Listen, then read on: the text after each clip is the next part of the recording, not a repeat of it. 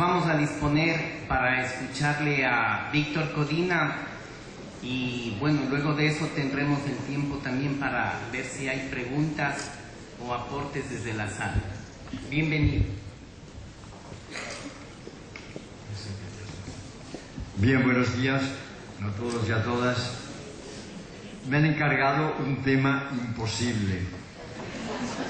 Las iglesias del continente 50 años después del Vaticano II, primera parte, y segunda parte, cuestiones pendientes.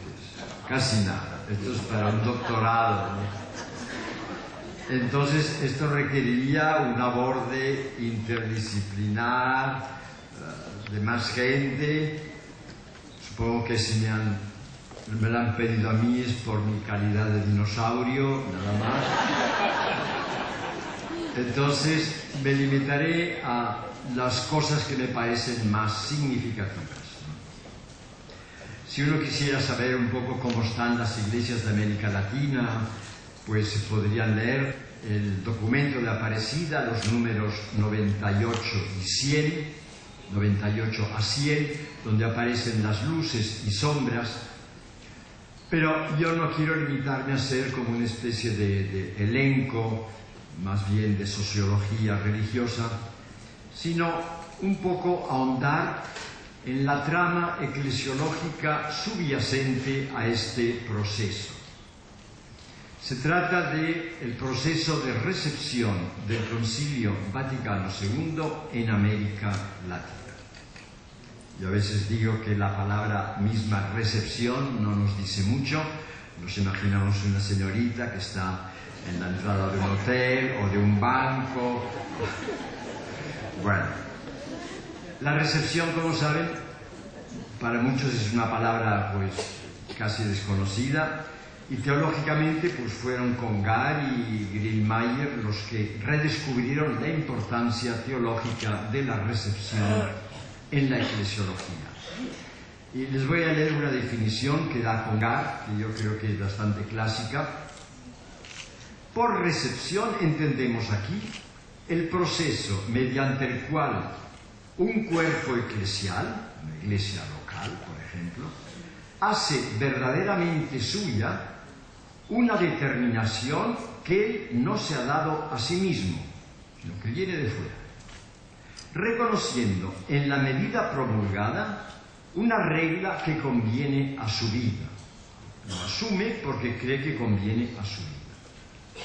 No es simple obediencia, esto es muy importante, sino que implica un aporte propio de consentimiento, de juicio en ocasiones, incluso juicio crítico, expresando así la vida de un cuerpo que pone en juego recursos espirituales originales.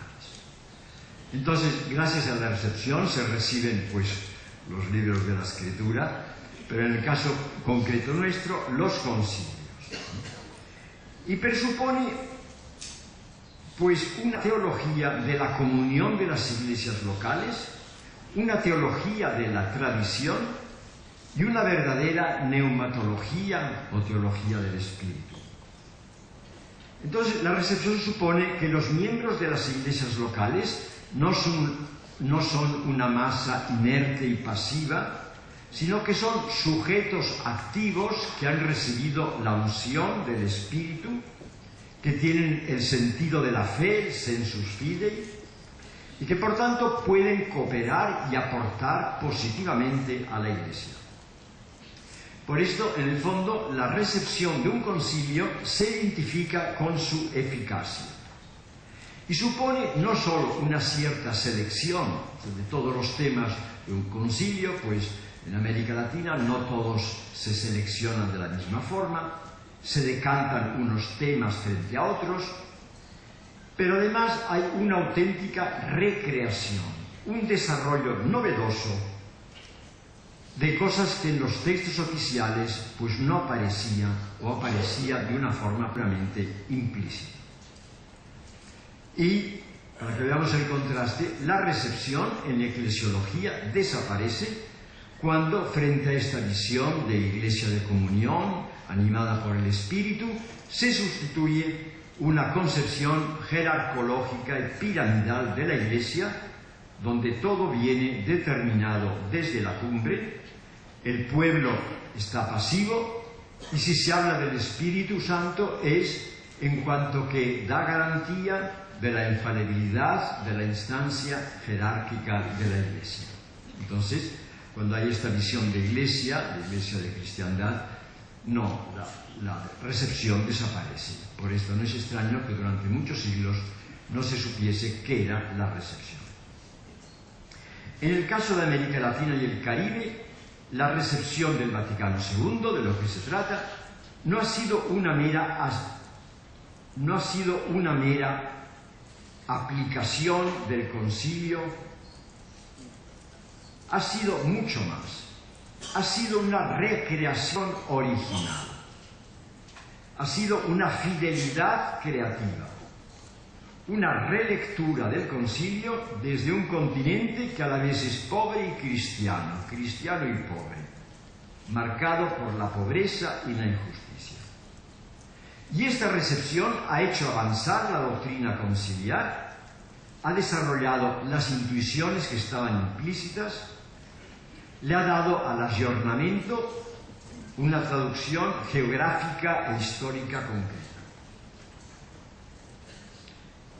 Pero esta recepción, a pesar de haberse hecho en comunión con la Iglesia Universal, etc., ha sido muchas veces conflictiva para sectores de la sociedad civil y también de la misma Iglesia, incapaces de comprender el dinamismo y la novedad del espíritu.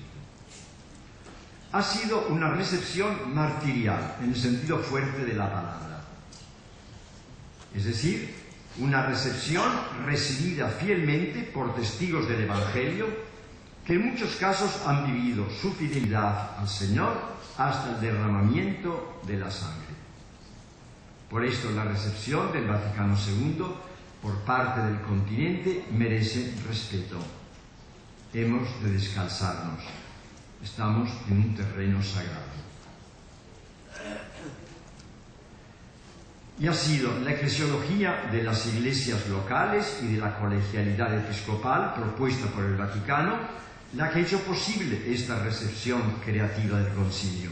En la medida que el concilio ha recuperado el concepto de iglesia local que se había perdido en la época de cristiandad, ha sido posible que estas iglesias locales puedan recibir el concilio de una forma creativa. Bien, esto, como saben, se ha realizado sobre todo en Medellín y Puebla, y de alguna manera se ha continuado el impulso con sus altibajos, en Santo Domingo y Aparecida. Pero yo creo que ni el episcopado latinoamericano ni Roma sospechaban toda la novedad que iba a surgir de estas conferencias. Ha sido un tiempo de gracia, un kairos, un verdadero Pentecostés, como lo fue el Vaticano II. O sea, si el Vaticano II fue en Pentecostés, Medellín lo fue para América Latina. Vamos a ver algunos núcleos simbólicos donde aparezca cómo esta recepción se ha hecho en América Latina. Claro, tendríamos que leer todos los documentos del Vaticano II, todos los documentos de Medellín, Puebla, Santo Domingo y Aparecida. Evidentemente no podemos hacerlo, pero sí quiero señalar algunos como núcleos simbólicos, sobre todo en los 4 grandes documentos del Vaticano II, para ver cómo han sido recibidos en América Latina. Podemos decir que la novedad de esta recepción consiste en que el Vaticano II ha sido releído desde abajo, desde los pobres, desde el reverso de la historia. Aquí nace la originalidad de esta recepción del Vaticano II por parte de América Latina. Veamos Lumen Gentium, la Constitución sobre la Iglesia. Evidentemente, en América Latina se ha asimilado, pero lo que me parece más importante ha sido el surgimiento, que ya empezó un poco antes, pero que el concilio, después del concilio, creció, de las comunidades de base. Una vuelta a la primera eclesialidad, una nueva forma de ser iglesia, Una eclesiogénesis en expresión de Leonardo Boff, que ha hecho realidad el ideal de la Iglesia de los pobres que Juan XXIII había propuesto como meta del concilio y que el concilio no logró asumir. El otro día John Sobrino nos habló de aquel grupo de obispos que se reunían en las catacumbas de Santa Domitila, que hicieron aquella proclama profética, pero el concilio, en cuanto a textos, pues fuera de un par de alusiones, Lumen Gentium 8 y Gaudium et Spes 1, el tema no se introdujo en los textos del concilio. El teólogo, nuestro gran amigo Ronaldo Muñoz, con la sencillez, profundidad y autenticidad que lo caracterizaban, describía en una reunión de teología en el Escorial en el 92 algunas notas de esta experiencia popular de Dios y de la Iglesia que cristaliza en las comunidades de base. Me parece que está muy bien expresado. Decía él, lo sintetizo, es largo. Decía él, frente a las necesidades básicas del pueblo que sufre y lucha por la vida y frente a la exigencia de solidaridad, las comunidades de base ofrecen la imagen de una iglesia samaritana que se compadece, comparte y sana. Frente a la necesidad tan humana de afecto y fiesta, las comunidades de base son una iglesia hogar, acogedora, que se reconcilia y celebra, en la que cada uno es responsable de los otros. Frente a la búsqueda de Dios y de sacramento, las comunidades de base son una iglesia santuario, espacio para Dios, escuela de oración, que hace crecer en la fe. Frente al anhelo de sentido y de esperanza, las comunidades de base son una iglesia misionera, que se hace presente, dialoga, invita a participar, lee el Evangelio con la vida, anima al pueblo que vive en la inseguridad de cada día. Frente a los derechos negados y a la lucha por la vida, las comunidades de base son una iglesia profética, que enjuicia hechos y situaciones, anuncia esperanza, exige conversión y vive el conflicto de la persecución. Y evidentemente estas características pues, se incluyen mutuamente en una circularidad total. Entonces, en torno a esta eclesiología de las comunidades de base, que sería la forma de realizar esta iglesia de los pobres, pues surgen otra serie de elementos que forman parte de esta eclesiología.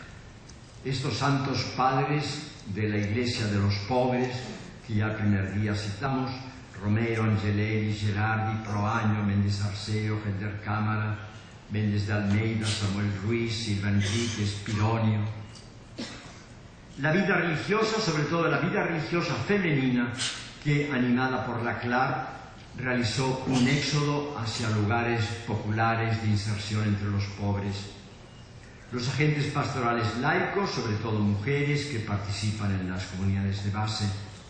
Entonces, la Iglesia no es simplemente el pueblo de Dios, laos, este término tan conocido, ¿no?, que tiene un sentido, podríamos llamar casi teológico y litúrgico, sino que me parece a mí que esta eclesiología de América Latina recobra otro término bíblico, que es el ojlos.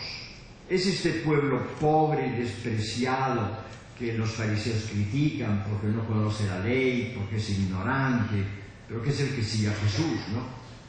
Lo que podríamos traducir como la chusma, ¿no? Bueno, pues esta chusma. Pues la eclesiología de América Latina parte no del laos elegante, litúrgico, sino de esta chusma, ¿no?, del ojo. La constitución de Iberbum, evidentemente, pues en América Latina se ha asumido mucho, pero lo más importante me parece a mí es que la Biblia se ha entregado al pueblo. Esta Biblia, que la primera evangelización del continente, realizada en un contexto antiprotestante y de la Iglesia post-tridentina, no transmitió al pueblo. El pueblo durante siglos ha vivido más de catequesis, de ritos y de normas que de un contacto vivo con el Evangelio de Jesús. Quizá esto también explica por qué muchos católicos han acudido a los grupos evangélicos en gran parte atraídos por el deseo de un mayor conocimiento de la palabra que quizá no habían encontrado en las comunidades parroquiales católicas. Entonces, como sabemos, esta lectura de la Biblia se ha enriquecido con el ver, juzgar y actuar, desde el pretexto de la vida, en el contexto de la fe, tal como ha propiciado el grupo bíblico de Mesters y su equipo, ¿no? Y también se propició la lectura comunitaria orante de la Biblia, aunque el proyecto Palabra Vida de la CLAR incomprensiblemente fue censurado por la jerarquía, una cosa incomprensible. El tercer documento es el Sacrosanctum Concilium sobre la liturgia, que aparentemente es el documento que la gente pues conoce, porque ya la misa se puede leer, se puede celebrar en la lengua de los pueblos, etcétera, lenguas indígenas y lenguas mayoritarias, etcétera. Y donde realmente ha habido una renovación eclesial, comunitaria, tipo comunidades de base o en parroquias realmente pues que han asumido el concilio, la liturgia realmente se ha renovado. Pero, digamos, porque hay una estrecha relación entre iglesia y liturgia. La iglesia hace la Eucaristía hace la iglesia, lex orandi, lex credendi. O sea, hay una íntima relación entre liturgia e iglesia. Por esto, cuando Lefebvre critica la liturgia conciliar, no critica simplemente el latín, sino que está criticando el modelo de iglesia del Vaticano II. Sin embargo, quizá cuando se ha traducido la lengua, el latín a la lengua del pueblo, se ha visto de una forma más clara la inadecuación de los textos, de la mentalidad, de la estructura, de manera que quizá en latín sonaban incluso mejor que en castellano, porque no se entendía, ¿no? Pero ahora cuando se quieren, la gente dice, no entiendo nada, esto es castellano, es portugués, pero no entiendo nada, son unas frases muy elegantes de San Agustín, pero realmente no sé por dónde va, ¿no? Entonces, realmente, sea por esto, sea por el poco hábito que tienen muchos sectores populares a unas celebraciones dominicales periódicas, me parece a mí que el tema de la liturgia es un tema que ha quedado un poco desfigurado. El Vaticano II prácticamente silencia el tema de la religiosidad popular y, sin embargo, el pueblo latinoamericano sigue viviendo mayoritariamente, pienso yo, de la religiosidad popular tradicional anterior al concilio. Fiestas patronales, celebraciones de Navidad, de Semana Santa y Todos Santos y Difuntos, peregrinaciones a santuarios, sobre todo marianos, más devoción a los sacramentales, como el agua bendita que a los sacramentos. Yo cuando digo misa en Cochabamba, en un barrio, pues comulga bastante gente, pero sobre todo al final de la misa todo el mundo viene para agua bendita y todos mojan la cabeza, la cara, todo, una cosa admirable. Rahner tiene un artículo sobre la Leiblichkeit de la Vernale, la corporalidad de la gracia. Bueno, pues es esto. Para muchos los sacramentos se reducen a los sacramentos de las 4 estaciones de la vida, ritos de paso. Gran parte de los cristianos son, yo creo, los cristianos del atrio. Ahora en Roma se habla del atrio de los gentiles, vamos a dialogar con el atrio de los gentiles, pero tenemos muchos cristianos que están en el atrio, y otros que estaban dentro y han salido al atrio, y otros ya del atrio se han ido para atrás. Entonces también podemos preguntarnos si el éxodo de muchos católicos, sobre todo de los más pobres, a grupos evangélicos y pentecostales, no se deberá al poco atractivo que ejerce la liturgia católica posconciliar, donde realmente no acaba de haberse renovado. Pero el documento del concilio que más influjo tuvo en América Latina es sin duda Gaudium et Spes, que para Juan XXIII era el documento estrella, que fue el que se aprobó en la última sesión del concilio y que ha sido el texto que mayor impacto ha tenido en América Latina por su invitación a auscultar y discernir los signos de los tiempos, que no son simplemente síntomas de la realidad ni el espíritu del tiempo, sino signos de la presencia del espíritu en la historia de la humanidad, en su caminar hacia la escatología, y que se manifiestan a través de las aspiraciones, impulsos y deseos profundos de la humanidad. Y me parece que es interesante que Medellín desde el comienzo afirme que en el proceso de transformación, de emancipación, de liberación que vive el continente, los obispos descubren un evidente signo del espíritu que conduce la historia humana y de los pueblos hacia su vocación. En el angustioso clamor de los pobres, los obispos de Medellín escuchan la voz del Señor, y en Puebla descubren el rostro del crucificado en los rostros de los que sufren. Recuerden aquel texto, rostros de niños, de jóvenes. En este contexto nace la opción preferencial por los pobres, que marcará fuertemente a toda la Iglesia latinoamericana y que en Aparecida alcanza su máxima expresión, por lo menos teológica, cuando se habla que la opción de los pobres está implícita en la fe cristológica, que lo afirmó el Papa en el discurso inaugural, y Aparecida, en el 393, afirma que todo lo que tenga que ver con Cristo tiene que ver con los pobres, y todo lo relacionado con los pobres reclama a Cristo. Bien, podríamos ver otros documentos. El documento de ecumenismo.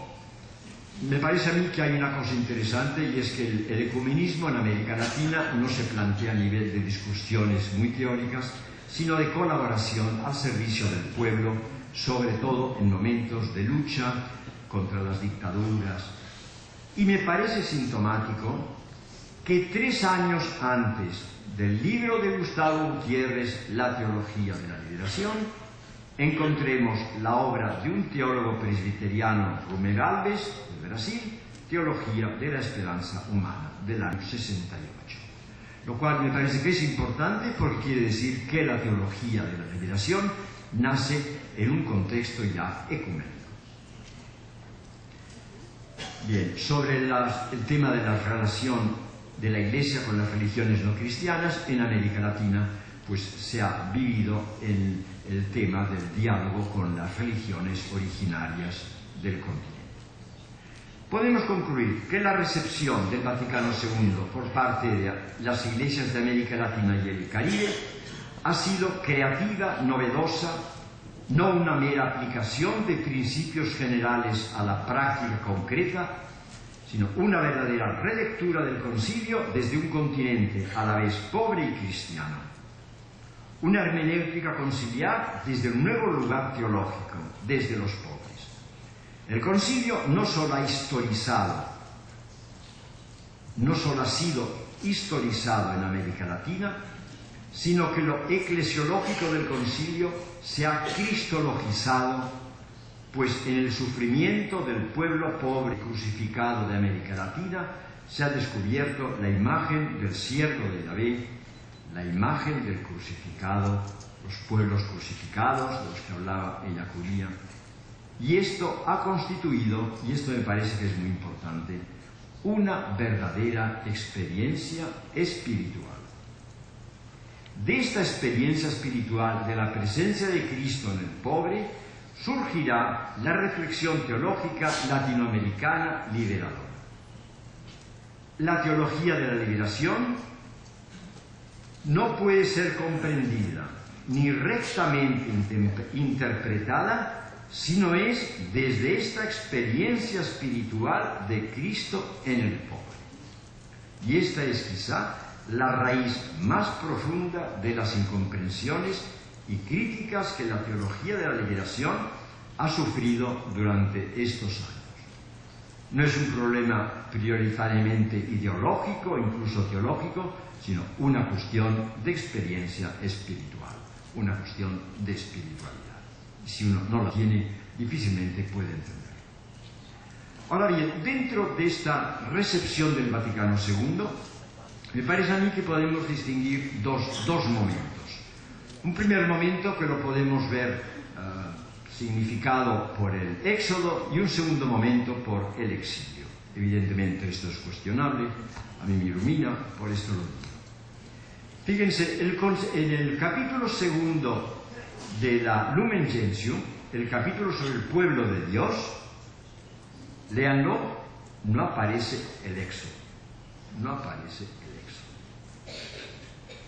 En Medellín, en la introducción, se dice: así como en otra hora Israel, el primer pueblo, experimentó la presencia salvífica de Dios cuando lo liberaba de la opresión de Egipto, así también nosotros, nuevo pueblo de Dios, no podemos dejar de sentir su paso que salva cuando se da el verdadero desarrollo, que es el paso para cada uno y para todos de condiciones de vida menos humanas a condiciones más humanas. Entonces, todo lo que hemos dicho al principio de las comunidades de base, de los santos padres de la Iglesia latinoamericana, de la vida religiosa inserta, todo esto, el martirio, yo creo que está dentro del paradigma del éxodo. Es decir, el concilio dialoga con la primera ilustración, con el mundo culto, secular, rico, América Latina con el mundo pobre de la segunda ilustración, el tema de la justicia y de los pobres. Pero a partir de los años 90, ayer nos hablaron de la caída del muro de Berlín, etc., en América Latina y el Caribe el paradigma del éxodo no es que desaparezca, pero se completa con el paradigma del exilio y del post-exilio.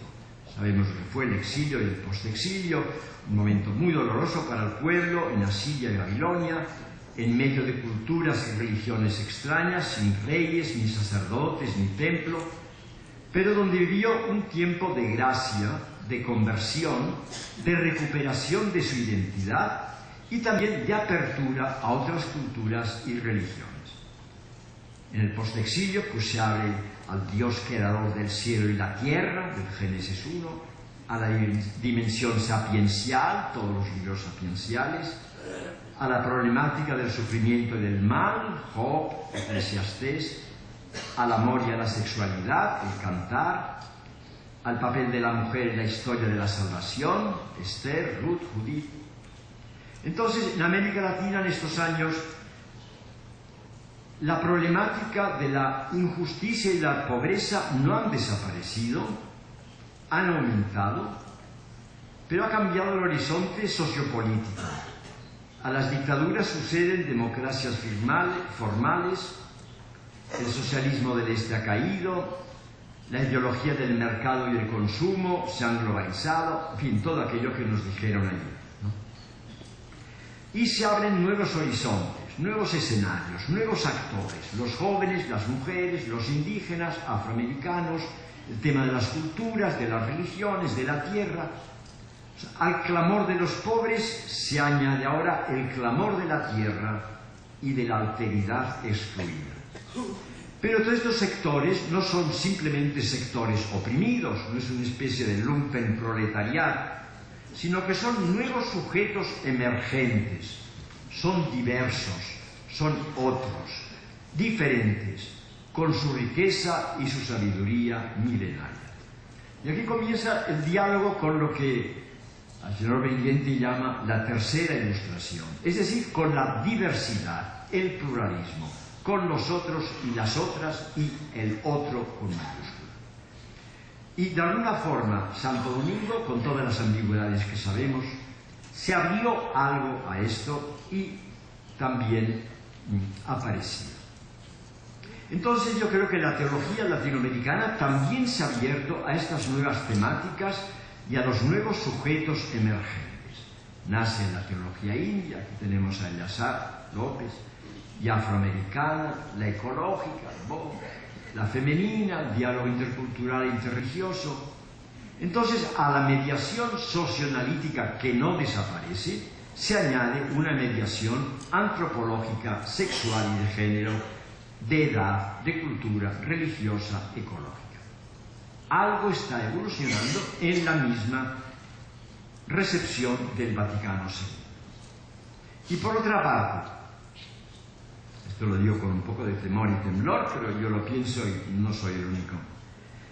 La teología de la liberación ha sido atacada durante tantos años que muchas veces no ha podido hacer una reflexión, un examen de conciencia teológico de qué cosas tendría que mejorar o cambiar, ¿no? Y me parece que ahora pues, se permite este tiempo de reflexión y de autocrítica con interrogantes, que no los respondo, pero que quedan como interrogantes, y que muchos lo han formulado de diversas formas. ¿No habrá sido la teología de la liberación excesivamente moralista y ética, con un mesianismo excesivamente militante, poco abierta a la gratuidad y a la fiesta, a la afectividad y a la sexualidad, a la salud, un tanto paternalista y patriarcalista, poco sensible al género, excesivamente occidental, tal vez ingenuamente milenarista? Las preguntas quedan abiertas. Y ahora sería la segunda parte, bueno, cuestiones pendientes, ¿no?, de cara al futuro.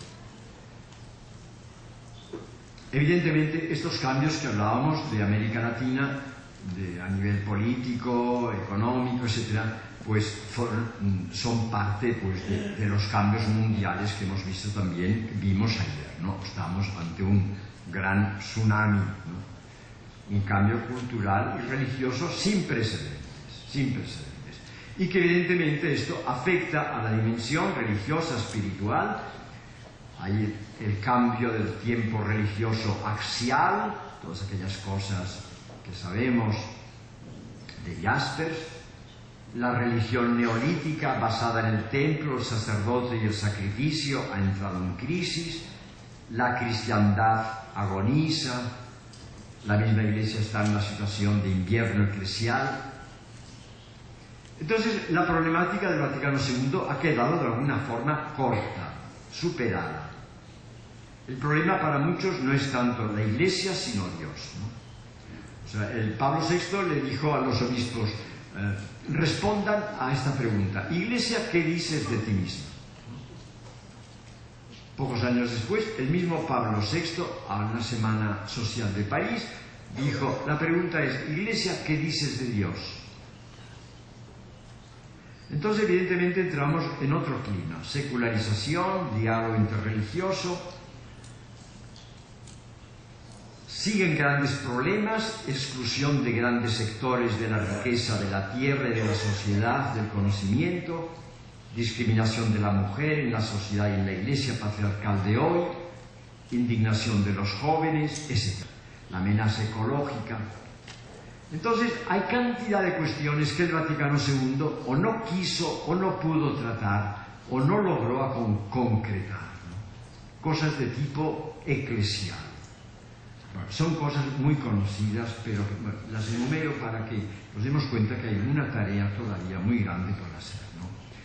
El tema de la elección de los obispos por las iglesias locales, el problema del Estado Vaticano y la actual estructura centralista del primado petrino, la reforma de la curia, el estatuto eclesiológico de nuncios y cardenales, la efectividad real de la colegialidad episcopal en el carácter deliberativo de los sínodos, una mayor autonomía de las conferencias episcopales, el celibato sacerdotal obligatorio, la ordenación de viri probati, la mujer y su participación en la iglesia ministerial y en la sociedad, la real promoción del laicado, el mayor respeto a los carismas de la vida religiosa, sobre todo femenina y de los hermanos, la transmisión de la fe a las nuevas generaciones, el crecimiento de los movimientos pentecostales, el ecumenismo, el pluralismo religioso, la ecología, el medio ambiente, el diálogo.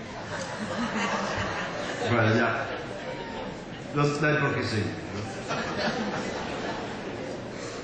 Claro, y a todo esto se añade la falta de credibilidad eclesial aumentada por los escándalos sexuales y estas intrigas de la curia vaticana, la disminución de vocaciones, la baja frecuencia sacramental en muchos sectores, el abandono y cisma religioso de la Iglesia por parte de millones de gente, la creencia sin pertenencia, el aumento de la indiferencia y del agnosticismo.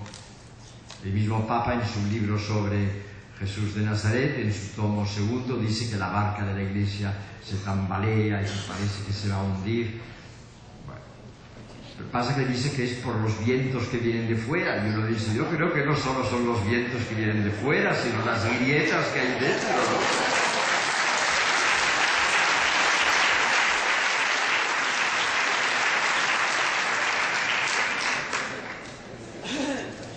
Bien, algunos comparan esta situación con la situación del tiempo de la Reforma, ¿no? Otros a los años anteriores del Concilio.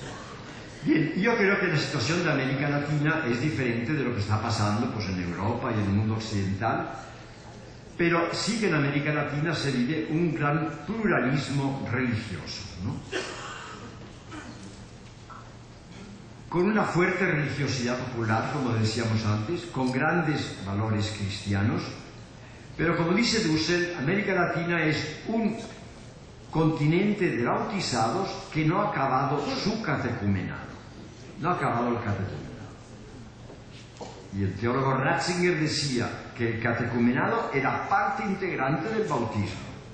Entonces, no se ha acabado el bautismo en América Latina, más que tengamos certificados. No es casual que el lema de Aparecida sea el de formar discípulos y misioneros de Jesucristo. Y Aparecida, en el número 12, tiene un texto, me parece a mí, de una gran lucidez. Dice que una fe católica reducida a un elenco de normas y prohibiciones, a prácticas de devoción fragmentadas, adhesiones parciales y selectivas a las verdades de la fe, a una participación ocasional en algunos sacramentos y a la mera repetición de principios doctrinales y morales, no podrá resistir a los embates del tiempo. De aquí lo importante, por esto Aparecida habla de un continente en estado de misión, todas aquellas cosas que sabemos que se están promocionando. Como última parte, ya como un aporte que es personal, que no sé si todo el mundo compartirá o no, ya como una tarea más concreta de la teología para la teología de la liberación, sería para mí la importancia de elaborar una neumatología latinoamericana. Poco después del concilio, Pablo VI dijo que a la cristología y eclesiología conciliar debía suceder un estudio nuevo del Espíritu Santo. Esto para toda la Iglesia. En América Latina se ha elaborado una cristología del Jesús histórico y del seguimiento, hemos visto estos días, y una eclesiología liberadora. Pero como Livaño dijo ya el año 92 en el Congreso del Escorial, que yo me acuerdo, dijo que todavía en la teología de la liberación el tema de la neumatología era incipiente. Yo creo que hay estudios de espiritualidad, pues de Gustavo Gutiérrez, todo lo del reverso por Pioposo, de John Sobrino, y hay autores que han trabajado cosas de espiritualidad, pues Diego Irarasa, Antero Trigo, pero quizá Comblain es de los pocos que ha esbozado una neumatología liberadora en América Latina.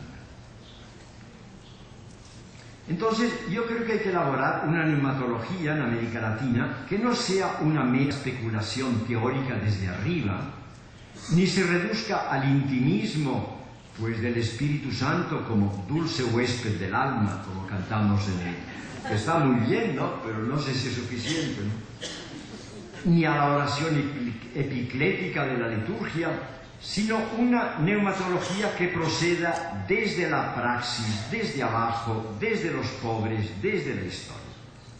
En el fondo es lo que Medellín ya insinuó al interpretar el gigantesco esfuerzo por una rápida transformación de América Latina como un evidente signo del espíritu. Tradicionalmente, en América Latina y en otros sitios, se ha compensado la falta de neumatología con una serie de sucedáneos, ¿no?, del espíritu. Espero que esto lo entiendan bien y que no se escandalicen. La devoción a María, los movimientos pentecostales y carismáticos, la misma religiosidad popular. La neumatología del pueblo latinoamericano no es una neumatología explícita y teórica, no se basa en los documentos del Vaticano II, sino que es una neumatología vivencial, existencial, anónima, casi clandestina, underground. Es una neumatología más cercana a la fides qua, a la actitud, que a la fides que, a los contenidos. Que la teología ha de explicitar, purificar, rescatar, evangelizar, pero que merece respeto, pues a los pobres y sencillos han sido revelados los misterios del reino. Entonces, bajo esta religiosidad popular, esta búsqueda de sacramentales más que de sacramentos, se esconde la fe de un pueblo pobre que se sitúa en el atrio de la Iglesia, pero que confía en la fuerza del Espíritu porque no puede confiar en nadie más. Una neumatología desde abajo puede recuperar positivamente los sucedáneos de la neumatología latinoamericana. La mariología de América Latina es seguramente una neumatología desde los pobres que intuyen de algún modo que María es templo e icono del espíritu, como afirma la tradición, sobre todo oriental. Mesters constata que los más pobres de entre los pobres no están en las comunidades de base, sino que acuden a los grupos pentecostales. Pero detrás del pentecostalismo y de los movimientos carismáticos hay una búsqueda popular del espíritu que se deberá ciertamente discernir desde la cristología de Jesús de Nazaret, pero hay una búsqueda de la gente, ¿no? El espíritu está presente. Una neumatología desde abajo, desde los pobres, nos ayudará a comprender la irrupción de los pobres en la Iglesia y en la sociedad de América Latina y el Caribe. Todo lo que sucede en América Latina en estos años no se puede entender si no es desde una visión neumatológica. La lucha por la justicia, lo que Trigo llama el conato agónico de la gente para sobrevivir, la capacidad de fiesta, la alegría interna de la gente, el por qué los pobres no se suicidan colectivamente, ¿no? Se casan, tienen hijos, cuando en Europa ya ni se casan ni tienen hijos porque no creen en nada. La neumatología latinoamericana es profética, muchas veces conflictiva. Ayuda a interpretar las marchas de los indígenas por defender sus territorios amenazados por las transnacionales. En Bolivia, la marcha del Tignis. No dice de dónde saca la gente, hombres, mujeres y niños, fuerza para defender. Yo creo que no solo su territorio, sino la tierra. Subiendo desde las llanuras hasta el altiplano durante 2 meses, incluso con muertos, agresiones. ¿De dónde sacan fuerza? El coraje de muchos para emigrar en busca de mejores condiciones de vida.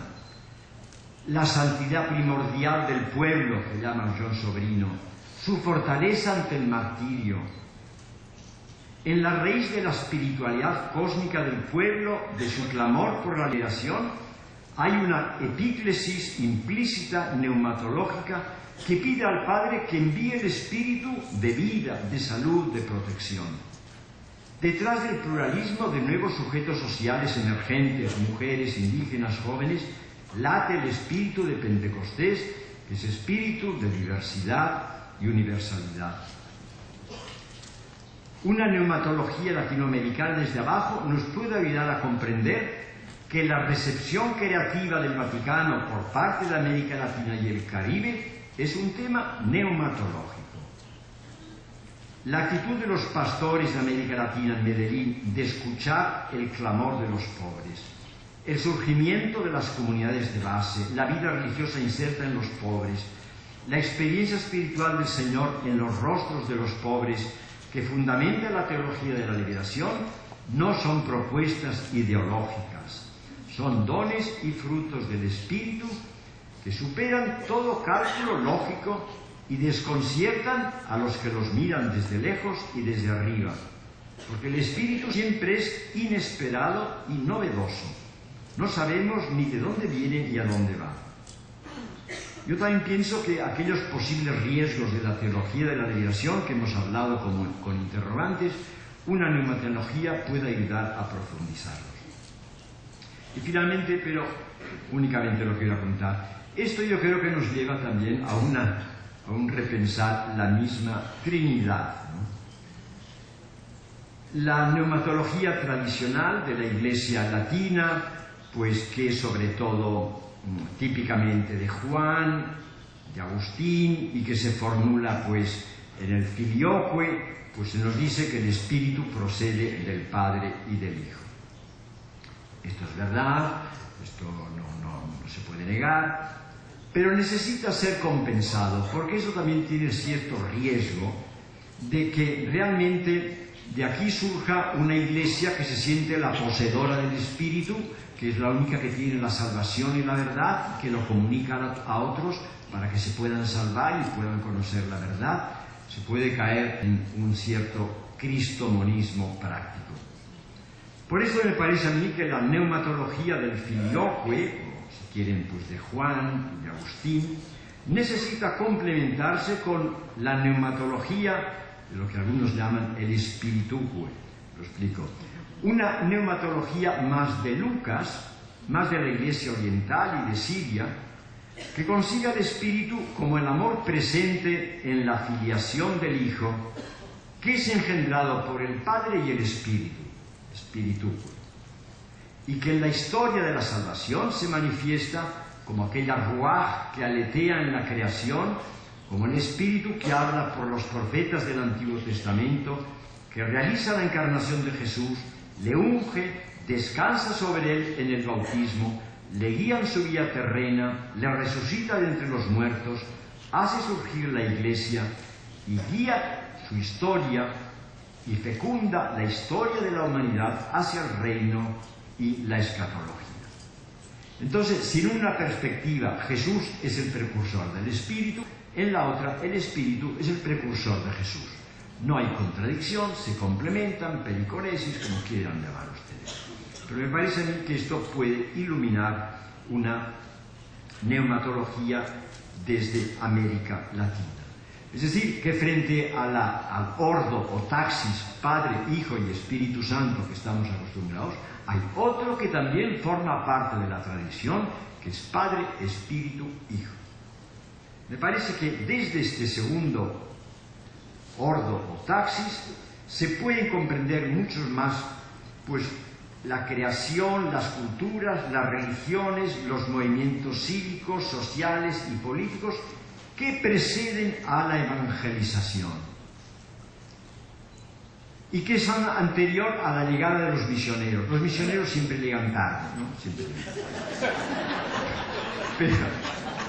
Pero los primeros misioneros que llegaron a América Latina no se creía que llegaban tarde, ¿no? Pensaban que eran los primeros que llegaban y todo lo que aquí era todo obra del demonio, ¿no? Este es el Espíritu que actúa desde abajo, desde el reverso de la historia, desde los profetas, desde el clamor del pueblo pobre. Por ello, una neumatología latinoamericana debería pastoralmente comenzar desde abajo, como la neumatología desde los pobres, desde las víctimas, una neumatología ascendente, que parta del Espíritu, que evidentemente nos lleva a Jesús y a través de Jesús al Padre. Conclusión, un párrafo solo.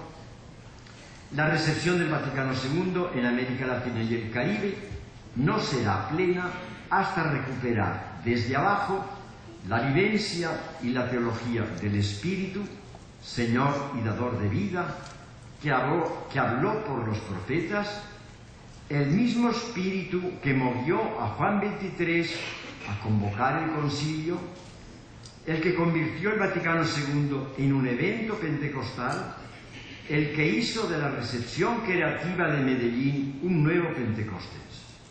Y todo ello desde los pobres, desde abajo, para que nuestros pueblos tengan vida en abundancia y surja verdaderamente aquella iglesia de los pobres con las que soñó aquel hombre enviado por Dios llamado Juan. Muchas gracias.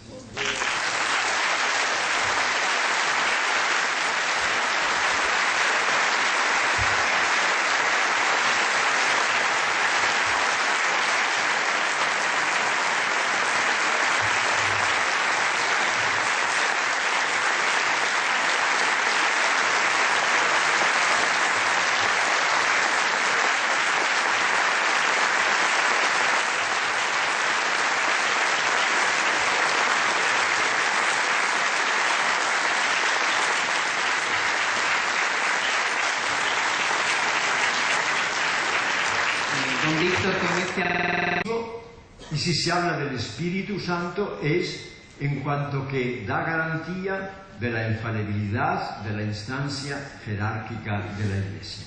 Entonces, cuando hay esta visión de Iglesia de cristiandad, no, la recepción desaparece. Por esto no es extraño que durante muchos siglos no se supiese qué era la recepción. En el caso de América Latina y el Caribe, la recepción del Vaticano II, de lo que se trata, no ha sido una mera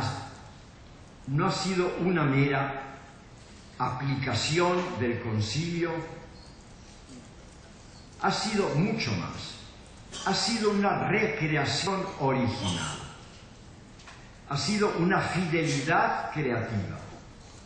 Una relectura del concilio desde un continente que a la vez es pobre y cristiano y pobre, marcado por la pobreza y la injusticia. Y esta recepción ha hecho avanzar la doctrina conciliar, ha desarrollado las intuiciones que estaban implícitas, le ha dado al aggiornamento una traducción geográfica e histórica concreta. Pero esta recepción, a pesar de haberse hecho en comunión con la Iglesia Universal, etc., ha sido muchas veces conflictiva para sectores de la sociedad civil y también de la misma Iglesia, incapaces de comprender el dinamismo y la novedad del espíritu. Ha sido una recepción mártir Vaticano II en América Latina.